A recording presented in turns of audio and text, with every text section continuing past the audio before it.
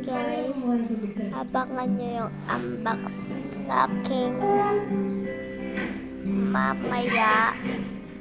Bibili pa kasi ako ng ina-unboxing. Ayan.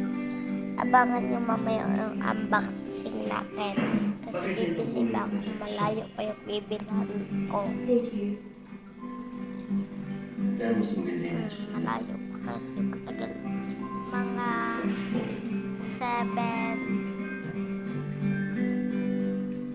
7-Eleven.